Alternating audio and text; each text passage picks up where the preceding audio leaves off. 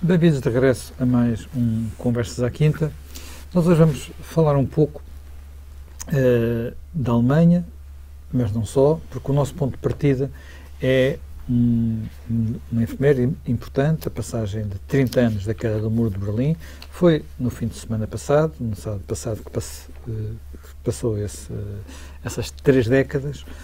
Foi um momento absolutamente importantíssimo na história da Europa. Para muitos foi aquilo que se chama o fim do século XIX, ou de um curto século XIX, um século XIX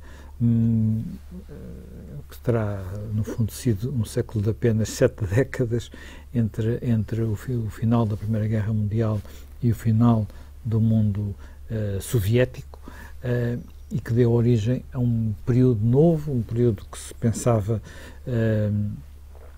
que viria a ser dominado pelas democracias liberais, uma espécie de regime único que iria, de alguma forma, conquistando todos os países do mundo. Saímos da Guerra Fria, de um período em que 2 blocos se enfrentavam não apenas militarmente, mas também economicamente e, sobretudo, ideologicamente, para um tempo novo. Para a Alemanha, a queda do muro representou aquilo que poucos meses antes muita gente considerava impensável, que era a reunificação, e 30 anos depois ainda há muitas sequelas dessa reunificação que continuam a marcar o cotidiano do país mais importante, mais pesado, que mais conta na União Europeia. Portanto, temos aqui muitos de que falar hoje em mais este Conversas à Quinta. Jaime Gama, quando foi esse momento enfim, absolutamente marcante da queda do Muro de Berlim? Havia a noção de que, com o fim do modelo comunista, de facto se abriria um tempo novo e que haveria enfim, o Foucault até falou do fim da história, no sentido em que não haveria competição, o mesmo tipo de competição ideológica, que a democracia liberal estava para ficar. Passaram 30 anos, estamos um bocadinho longe da concretização desse sonho e, pelo contrário, parece haver até um certo refluxo desse modelo. Bom, esse processo não podia ser automático, nem poderia ter resultados imediatos. Toda a evolução histórica é sempre algo que se reveste de uma enorme complexidade, porque há os fatores da mudança política, da mudança económica, há os fatores culturais, há os fatores nacionais e depois há o próprio decurso da evolução em si do mundo, que também enquadra e afeta isso que vai acontecer. Não tínhamos dúvida de que aquilo que se designa por a queda do muro, e que é muito mais do que a queda do muro, porque até começa antes, são as primeiras manifestações na Polónia, na Hungria, na Checoslováquia, de alguma crítica e movimentação contra os sistemas comunistas, e é na própria União Soviética a chegada de um secretário-geral do Partido Comunista da União Soviética, que, vindo de uma tradição da área das informações, vindo na herança de Andropov, é alguém que também questiona o sistema soviético, o sistema comunista, a sua eficácia, a sua transparência, a sua atualidade, que é Gorbachev. E, portanto, todo esse mundo começa um pouco a ruir por dentro. É algo que vai ruindo por dentro. É certo que aqueles que se opuseram, aqueles que fizeram grande pressão militar contra a expansão desse sistema, têm, obviamente, um grande valor. E é certo também que aqueles que procuraram criar condições de um diálogo com as populações dessa área tiveram uma enorme astúcia. Mas é um sistema que implode no seu funcionamento. Nada dessa natureza e dessa dimensão estava programado. E, portanto, aquilo que... Desse ponto de vista, é realmente uma surpresa, quer dizer... Sim, um sistema fortíssimo, um sistema que tinha todas as garantias securitárias, um sistema que tinha um aparelho repressivo, um aparelho controlador no plano ideológico dos mídias, um aparelho que controlava a vida das pessoas ao pormenor, que tinha força militar, que tinha força policial, que tinha força administrativa.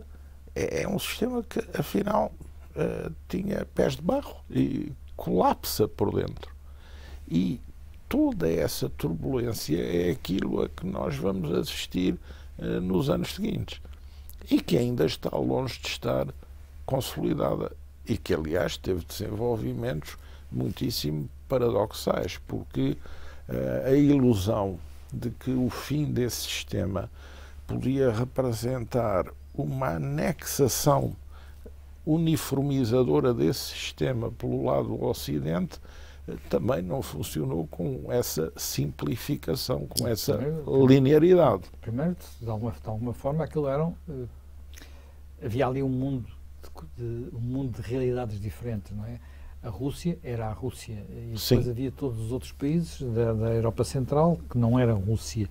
E depois ainda havia, havia todas as nacionalidades as nacionalidades que tinham sido integradas na União Soviética, que algumas delas já faziam parte do antigo Império do Império Russo, mas que eram zonas de fronteira com as quais ainda hoje a própria relação da Rússia continua a ser complexa. Não é? Há uma legacy czarista. A legacy czarista é reduzida pela Revolução Soviética, que para pactar a sua sobrevivência se liberta de territórios controversos. Depois, a legacy soviética, com a Segunda Guerra Mundial, ganha a possibilidade de se expandir para além do Império Czarista, porque vem criar uma linha de demarcação na Europa Central que nunca a Rússia tinha suposto algum dia que pudesse vir a ter. E é essa linha que cai. Desmantela-se o Pacto de Varsóvia, isto é, desmantelam-se por implosão os regimes comunistas instalados nesses países de uma forma, digamos, pouco genuína, porque esses países ficaram países comunistas, em alguns casos, unicamente pela presença do Exército Vermelho e com partidos comunistas que eram ultraminoritários no próprio campo político dessas sociedades. Isso contrai-se... Em alguns casos completamente implantados, sim, inventados. Como o caso do Partido Comunista da Roménia, por exemplo. Do Romeno, do Polaco, por exemplo, que eram, sim, enfim, foram minorias lá, que tinham ido no período da Segunda Guerra Mundial, ficaram do lado também, soviético e depois são replantados, mas que eram minoritários em absoluto nesses países. Portanto, era também uma textura frágil, suportada pela União Soviética. Aliás, quando a União Soviética, com Gorbachev, decide desinvestir nessa área, esses regimes caem, porque deixam de ter a garantia soviética de uma intervenção militar para a sua sustentação. Depois há a própria União Soviética em si, que também já era um complexo agregado de situações. E há também a própria Rússia, porque a Rússia também tem nacionalidades distintas.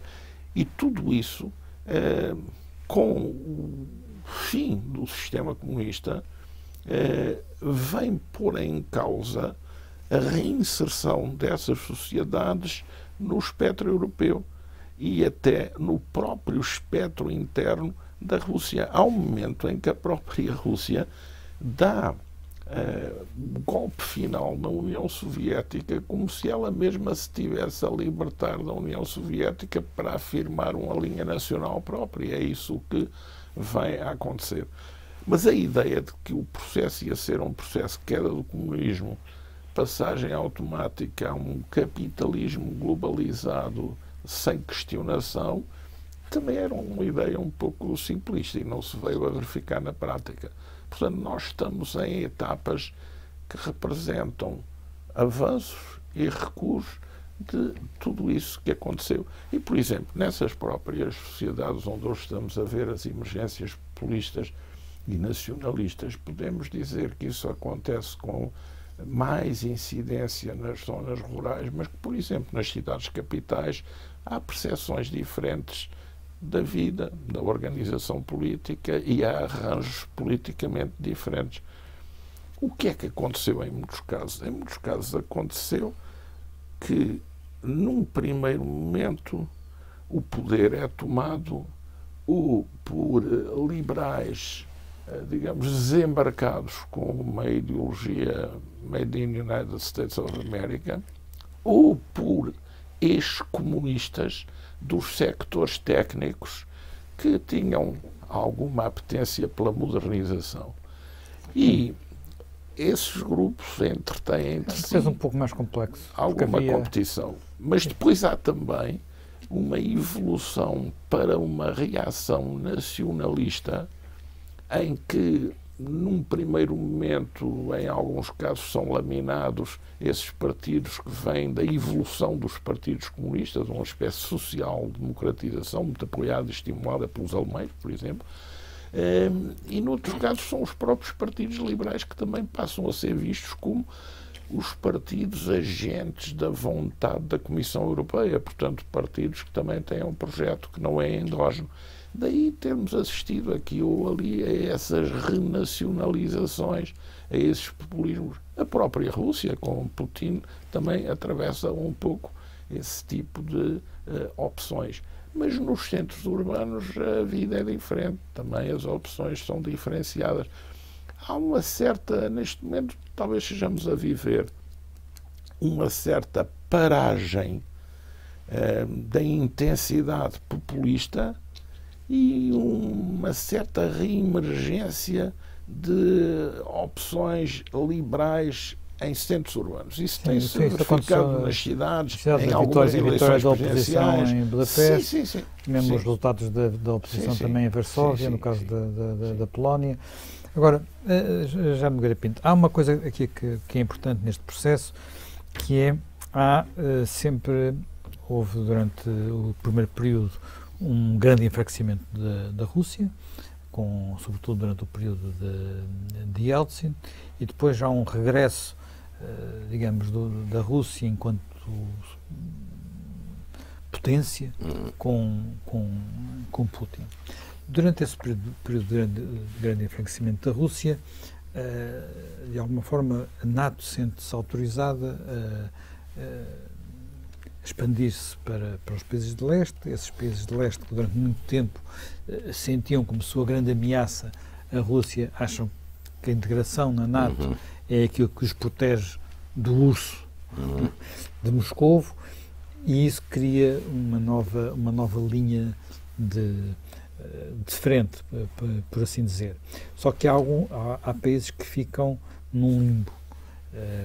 O maior de todos será a Ucrânia, outros são mais pequenos, como a Geórgia, e fica criada aqui também uma tensão geopolítica sobre onde é que passa realmente onde é que passam realmente as novas fronteiras.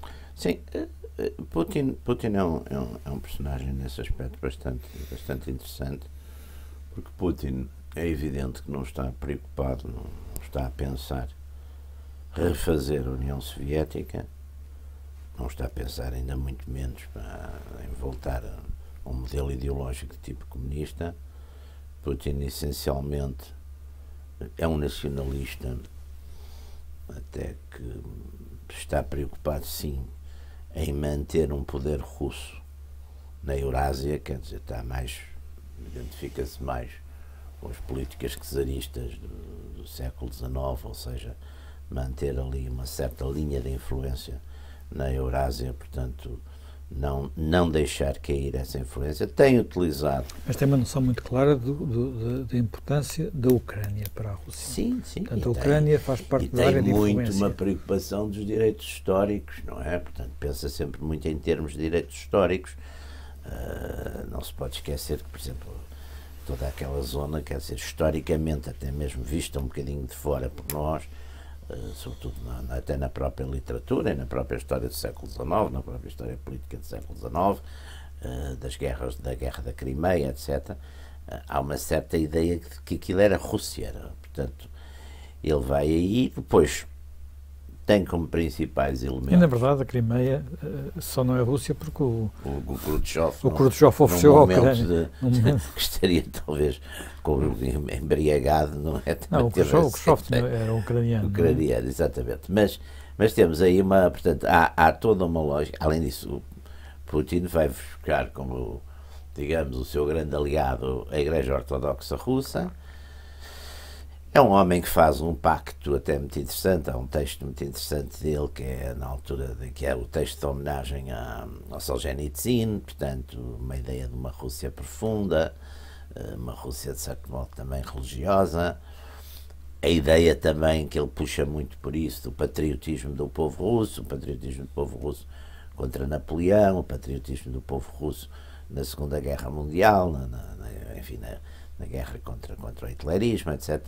Portanto, e além disso, tem feito, aproveitando muito bem os recursos que tem, que não são muitos, não é? Porque se a gente for avaliar economicamente, a Rússia é uma economia vale menos que a economia italiana.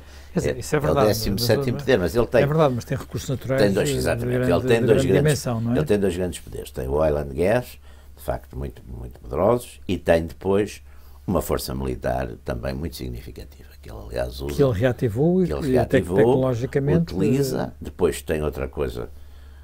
Tem cuidado em não largar os aliados, quer dizer, ele fez uma coisa ali no Médio Oriente, de facto, do ponto de vista de resultado, é notável. Salvou o Assad, numa altura que ninguém dava nada pelo Assad e por aquele governo sírio. Isso aí, para ele é absolutamente estratégico. Ele precisa de um porto no Mediterrâneo. Mas fez isso, e esse porto no Mediterrâneo é a Síria. Jogou também com um certo desinteresse que os Estados Unidos passaram a ter em relação ao Médio Oriente, porque também já de facto não precisam, que já não é uma coisa vital para eles o petróleo do Médio Oriente. Portanto, mas Putin, portanto, de certo modo, repegou uma Rússia, que é uma Rússia nacionalista, conservadora em muitas coisas, de costumes, etc. Aliás, até com aspectos, portanto, nesse aspecto tradicionalistas, quase reacionários, e, portanto, refez isso. E esse espírito, de certo modo, também perpassa, e a gente tem visto isso, que é muito curioso, por exemplo, uma certa ressurreição das coisas religiosas nessa área, até porque, de certo modo, tiveram proibidas, não é?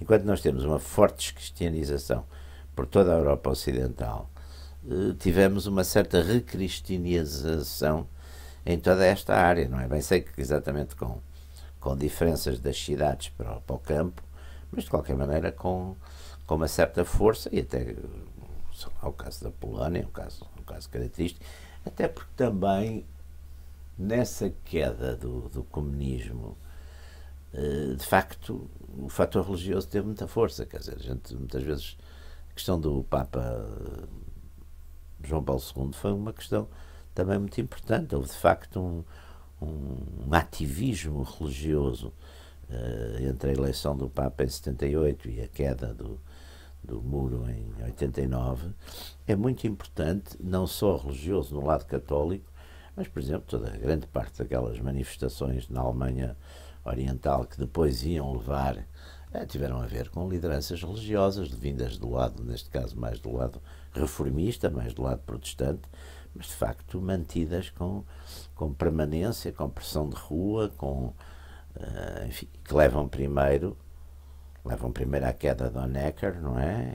E à subida do seu Delfim, do Krantz, não é? Do Egon Krantz, que durou 2 meses, porque de facto, mas essa dinâmica de pôr as pessoas nas ruas, em Dresden, em uma série de cidades alemãs, também foi muito importante. Quer dizer, a conjugação depois, até uma certa aliança que há, de facto, entre os Estados Unidos de Reagan, a política de Bill Casey no CIA, uma certa pressão também, os ingleses também. Quer dizer, há de facto uma conjunção e uma conjugação de fatores, mas depois há de facto também a exploração do descontentamento popular. Antes de irmos para o intervalo, temos já muito tempo, apenas, e depois de irmos para a Alemanha a seguir ao intervalo, havia um ponto apenas que gostava de tocar ainda, que é estes países, até um pouco na sequência da própria forma como no fim da Segunda Guerra se tinha processado uma certa homogeneização étnica na Europa, não é? Houve enormes transferências de população, eram países, todos eles, mais ou menos etnicamente homogéneos, e que, ao contrário do que aconteceu na Europa Ocidental, não tinham sofrido nenhumas migrações. Portanto, hoje, quando alguns desses países estão integrados na União Europeia, eles têm, relativamente ao estrangeiro, um olhar muito diferente dos países do Ocidente que estão habituados a receber imigrações. E isso é talvez uma das razões da clivagem leste-oeste na atual União Europeia, não achas, Jaime? Assim, eles têm praticamente nenhuma experiência colonial.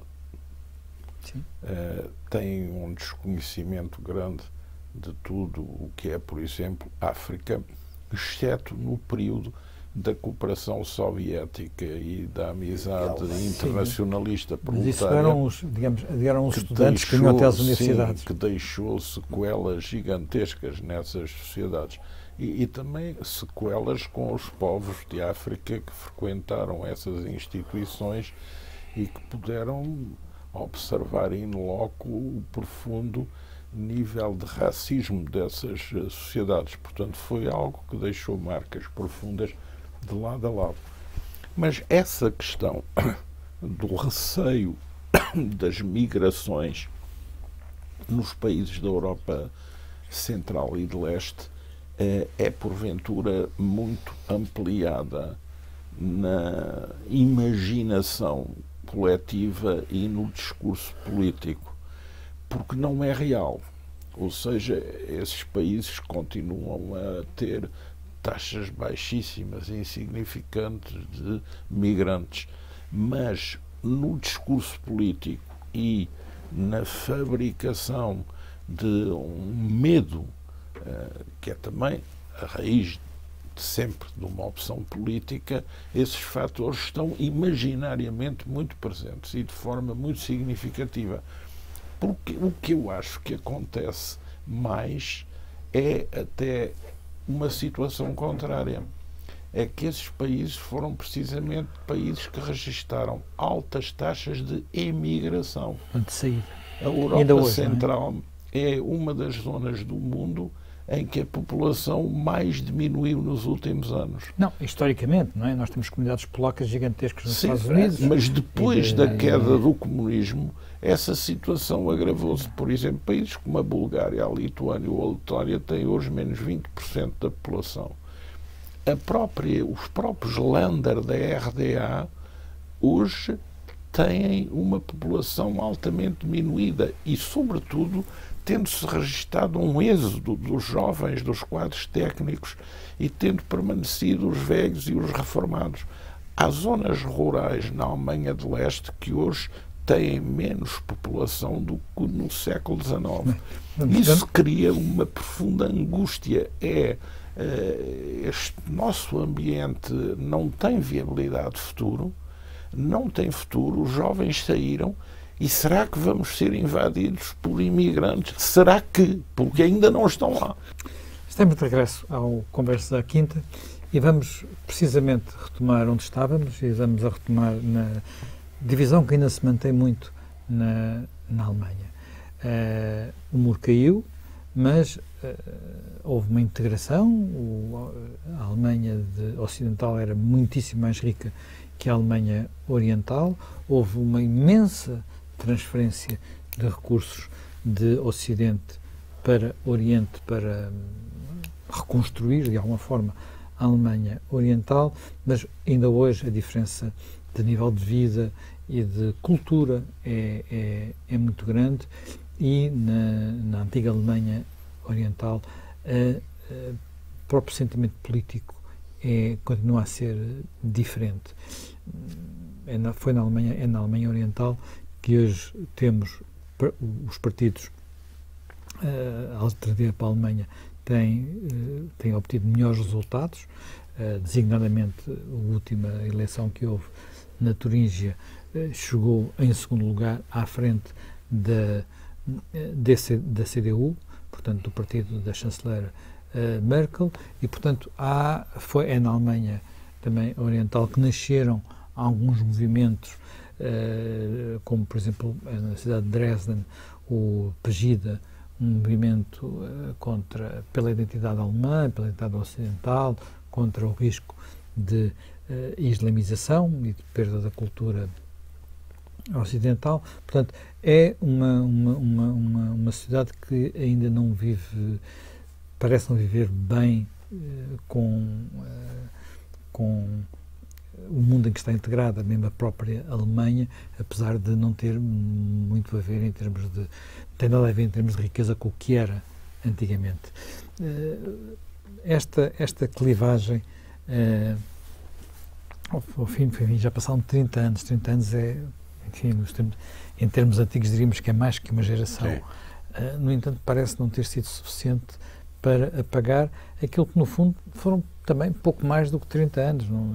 Foram 40 anos da RDA. Sim, mas essa Alemanha de leste, a gente quando lê as histórias da reunificação da Alemanha e as histórias dos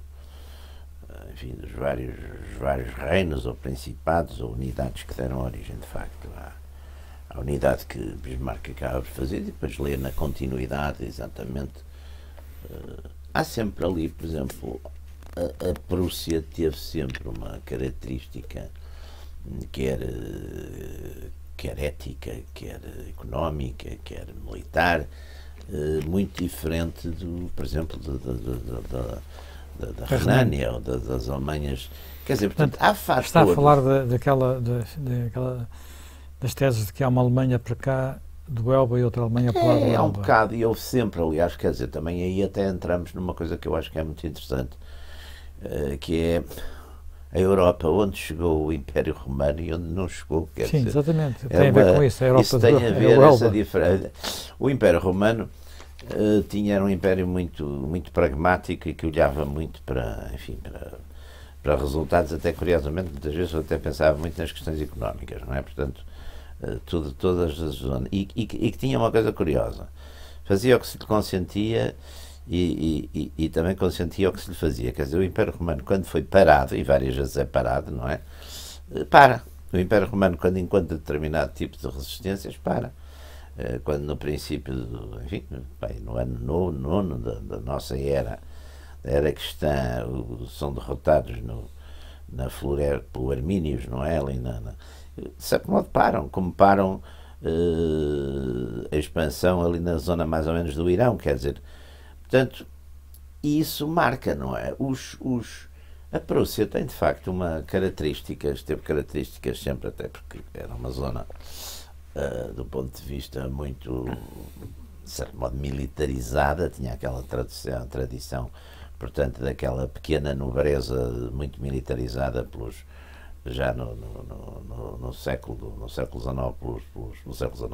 XVIII, pelos Fredericos, pelo Frederico o Grande, pelo Frederico II, portanto, todos os Hohenzollern, todo aquele serviço militar, tudo aquilo. Portanto, aquilo tem características, teve sempre características. É muito curioso, porque mesmo durante Se quisermos ir mais atrás, podemos ir aos Cavaleiros Teutónicos. Sim, também. Portanto, eram zonas de fronteira, eram zonas, digamos, do ponto de vista agrícola, relativamente pobres, não é? Nunca foram zonas que desenvolvessem grandes atividades industriais, ao contrário das Bavieras, das Renânias, tudo isso. Portanto, também são zonas em que não houve propriamente uma burguesia. São zonas protestantes também, enquanto depois a Baviera é católica, uma parte da Renânia também. Portanto, quer dizer, é outra Alemanha, e a gente sente isso, não é? Eu ainda me lembro de ir a Berlim, por exemplo, no tempo dos anos 80, ainda com o muro. Com o muro, com o comunismo a dominar, e a gente de facto sentia uma mudança, não é? Havia uma mudança. Mas o Berlim nessa época tinha um lado de quase ovni, não é? Era uma cidade que vivia um bocadinho sem saber como é que era o dia seguinte, portanto não era bem uma... Sim, não fazia parte nem do mundo de cá nem do mundo de lá. Não era lá. Mas quer dizer, essas características históricas e essas diferenças históricas, eu acho que permaneceram, e claro que depois com outro aspecto mais importante, digamos, para para os modernos, que era de facto, e que se acentuou durante o período do comunismo, que era de facto uma sociedade de consumo rica, não é? E uma sociedade de restrições, não é? Aliás, eu penso que foi um dos fenómenos que, de certo modo, tornou mais fácil e que levou exatamente a essas multidões todas, que não é só os aspectos de contestação religiosa e ética, mas também essas multidões todas que, através dos seus aparelhos de televisão, já viam a vida do lado de cá, portanto, a vida com o consumo, com os automóveis Mercedes e BMW de grande coisa, eles tinham lá aqueles Ladas miseráveis, portanto, todo esse ver dessa vida do lado de cá, com outro tipo de liberdades, com outro tipo de produtos de consumo, com tudo isso, quer dizer, por um lado trouxe um maior liberalismo, e neste momento, como temos neste momento muito mais e cada vez mais o conflito, a competição, o conflito, o que se quiser chamar, consoante vejamos as coisas de um lado mais, mais diáfano, mais tranquilo ainda, ou já vejamos de um lado mais conflitual.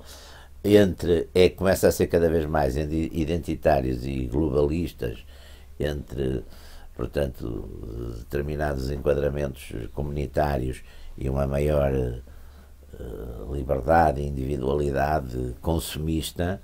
É evidente que esses movimentos mais identitários, por um lado, identitários mais num sentido, enfim, identidade nacional, de direita radical, de valores de direita radical, de identidade nacional.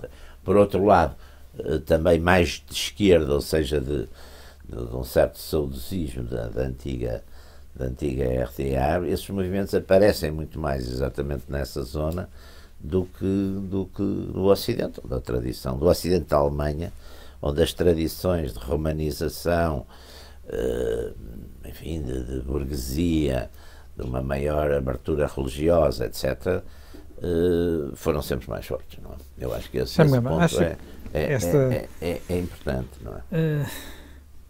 É sobretudo esta reemergência do passado, ou há de facto ali ainda problemas políticos mal resolvidos pela transição alemã destes últimos 30 anos? Eu acho que o modelo lembra-se na altura discutir-se se a integração da Alemanha de Leste devia ser feita por etapas ou se devia ser feita de uma só vez, e foi o chanceler Kohl, com os seus 14 pontos, que a quis realizar de um dia para o outro, criando um mercado único, criando uma estrutura nacional completamente uniforme. Essa foi uma das primeiras discussões. E com aquela paridade do marco? Sim, se devia manter-se o marco da RDA e fazer-se gradualmente uma integração, ou se devia ser uma absorção ultra rápida. Prevaleceu esse argumento político do chanceler Kohl.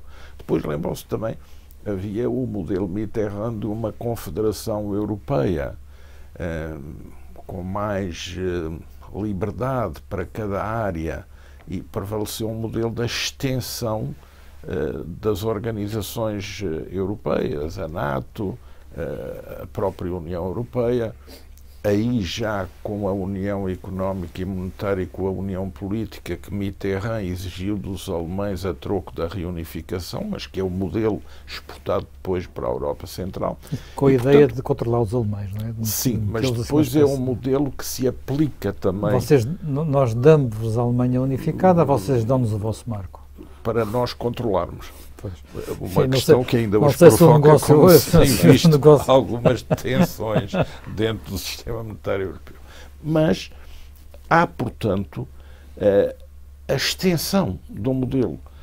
E eles são como que metidos numa moldura em que devem copiar, devem imitar, devem, pura e simplesmente, ajustar-se a um novo figurino. E mesmo do ponto de vista da economia, não há uma transição gradual em que, finda a economia coletivizada, se estabeleçam etapas para gerar grupos económicos nacionais e endógenos, porque o que no fundo é realizado é uma abertura de mercado, uma invasão com produtos de economias que têm capacidade de ir a esses mercados com mais qualidade e que, portanto, também eliminam a possibilidade dos locais se poderem organizar de uma forma nacional. Porque as economias precisam de capital nacional para ajustar relações equilibradas. E esses espaços foram um pouco vistos como espaços de consumidores para os produtos exportados a partir do Ocidente. E não foram tentadas muitas parcerias com capitais locais, que porventura também ainda não existiam, mas que havia que ter um cuidado em propiciar a sua aparição. A estrutura produtiva da Alemanha de Leste estava tão obsoleta, era tão poluente, que praticamente teve que ser toda desmontada, não é? Bom, isso é um bocado o pensamento simétrico ao que teve a União Soviética a seguir à Segunda Guerra Mundial e que leva... Aí levou tudo para lá, não é? Exatamente. Aí pegou e que levou a não querer aceitar o Plano Marshall, a não querer aceitar a unidade da economia alemã, a substituir as linhas de demarcação por fronteiras rígidas. Portanto, agora houve uma espécie também de fenómeno ao contrário. E é óbvio que isso iria provocar ressentimentos profundos. Depois, a juventude, a grande parte da população, emigrou, porque já queria emigrar. A atratividade da República Federal da Alemanha em relação à população da RDA era total. Disparou a taxa de desemprego, porque essa estrutura económica era totalmente não competitiva. Os jovens e os quadros potenciais abandonam para a outra metade da Alemanha e até imigrando para os Estados Unidos, alguns deles, e, portanto, toda essa área fica como despovoada e desarticulada de um ponto de vista da sua integração nacional dinâmica. Veja, hoje no atual governo da Alemanha, apenas um ministro, para além da senhora Merkel, é que é de origem dos Länder da RDA. Não há um único reitor da universidade na Alemanha que seja originário dos Länder da RDA. A gestão das empresas no top management das empresas alemãs, mesmo naquelas que estão hoje implantadas nos Länder da RDA, não há um único alemão da RDA. Portanto, há aqui um problema de integração que é percepcionado como uma colonização muito brutal, muito pouco respeitadora do que seria essa população que, bem ou mal, atravessou um período difícil, viveu com o regime comunista, mas nem toda ela, seguramente, pertencia à Stasi, ou ao aparelho repressivo da RDA.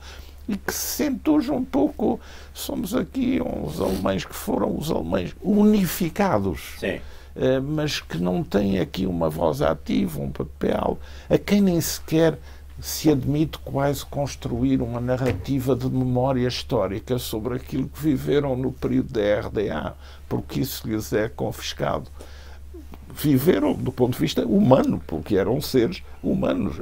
As ditaduras, mesmo as mais absurdas das ditaduras, não conseguem nunca confiscar a identidade do ser humano e a sua biografia, a sua vida pessoal. E, portanto, isso é algo que deve ser incorporado quando há uma transformação e que não deve ser interdito na reconstituição de uma memória pessoal. Portanto, há aí um conjunto de problemas complicados, digamos, que se tem visto como agora é um terreno fértil para ideologias que fazem o quê? Ideologias que, no fundo, dão segurança perante a morte cívica, perante a morte histórica, dão segurança perante um profundo nihilismo que se instalou em relação a todos esses segmentos da população. E então, quando se vem dizer identidade, quando se vem dizer reconstituição dos valores cristãos autênticos, quando se vem dizer enraizamento histórico forte, quando se vem dizer estamos ameaçados, não só porque somos menos e mais fracos, mas porque há outros potenciais migradores que nos podem ainda vir confiscar o resto, então as ideologias fortes são sempre confortos espirituais para os fracos e, portanto, estão sempre acessíveis a quem está numa situação de privação. Portanto, há um problema também que a Alemanha penso que tem que gerir internamente, porque é um problema que existe, é um problema que não foi resolvido, é um problema que vai persistir. E desse ponto de vista, o governo alemão, a forma como... Portanto, nós agora estamos numa situação em que a Alemanha está, digamos, temos um governo alemão que, não diria pela enésima vez, mas novamente é um governo de grande coligação, portanto, mas que parece estar a ser minado à volta, não é? Portanto, cada vez que há uma eleição, vai perdendo apoios, vai perdendo espaço. Mais do que apoios, vai perdendo espaço. E temos uma situação com alguma fragilidade, que é uma chanceler que já anunciou que vai sair, mas ainda não saiu, uma sucessora... Já está no partido, que já, ainda não está no governo. Não, já está no governo, agora já sim, está no governo. Sim, mas não é a primeira... Não é a primeira figura do governo. Portanto, temos uma situação também na liderança o segundo partido da coligação. Sim, é um partido cada vez mais fragilizado, que é um SPD. Temos um quadro político com que a Alemanha não estava habituada a viver, que é de facto uma fragmentação grande, partidária. Aliás, é europeia, hoje em dia, praticamente a Europa toda está... Até nós, não é? Não, exatamente. Nós hoje em dia temos... Eu estava a ver, na Espanha temos 16 partidos no Parlamento, agora cá já temos 9 ou 10. Exatamente. Na França também deve haver 7 ou 8. A Alemanha também anda por aí, nos 7 ou 8. Quer dizer, portanto, eu acho que essa é uma... Bem, até provavelmente no próprio Reino Unido, exatamente, a possibilidade já começa a haver 4 ou 5, quer dizer, portanto, isso é uma época de grande fragmentação, porque de facto, e a Alemanha também é atingida por isso, porque de facto aquele centro, vamos lá ver, aquele centro que oscilava entre há países onde a cultura política de partidos, onde sempre houve fragmentação, e a cultura política é de fazer governos de coligação. Mas há outros países em que não eram assim, não é? Portanto, as coisas são diferentes. E depois, dentro desses próprios partidos, também há alas, exatamente porque as agendas passaram a ser novas, e uma das agendas é exatamente a questão da agenda das coligações. Com quem se coliga? Com quem é que não se pode coligar? Esse debate está vivíssimo hoje na CDU, porque já os que começam a querer defender um entendimento com a alternativa, e há outros também que defendem um diálogo com o Die Linke, sobretudo nos Länder da antiga RDA. Portanto, isso revela a que ponto estas questões estão a dividir. Levanta esse problema. A Turingia, o primeiro partido é o Die Linke, o segundo é a alternativa. Sozinhos nenhum deles consegue fazer governo, portanto o Die Linke vai ter que fazer governo com alguém. E a CDU está um bocado a dar um espaço a saber o que é para ir para esse terreno. Quem diria, não? É que, de facto, a fragmentação obriga também a uma geometria variável de alianças que até podem ser contraditórias em sítios. Quer dizer, é isso que nós, como no fundo a nossa cultura, quer geopolítica, quer política, era uma cultura, apesar de tudo, de uma certa contraposição, mas continuidade, tem uma dificuldade enorme de encarar e de governar e até de analisar uma cultura política cujo campo hoje é a fragmentação e a volatilidade, que é outro fator. Quer dizer, vimos ainda agora, recentemente, nestas eleições espanholas, a gente viu em meia dúzia de meses o que se perdeu, os partidos que perderam e ganharam milhões de votos, não é? À volta de 1 milhão, 1,5 milhão. Não, num caso 2,5 milhões. No caso 2,5 milhões, exatamente. Noutros casos, o contrário foi, perderam 600 mil, noutros casos ganharam 700 mil, quer dizer, mas são mudanças de coisas muito, muito significativas, até porque se passam um bocado no mesmo universo, quer dizer, são os 6 ou 7 partidos principais, já tinham estado nas eleições. Portanto, isso mostra o quê? Mostra que as agendas também são voláteis, mostra que os eleitores são voláteis, que, portanto, aqueles períodos de grande continuidade, votavam sempre nos conservadores, votavam sempre nos democratas cristãos, votavam sempre nos comunistas. Mudou tudo. Mudou tudo. Bem, isso é uma outra discussão interessantíssima que nós seguramente teremos que ter num dos próximos Conversas à Quinta. Por esta semana, ficamos por aqui. Até para a semana.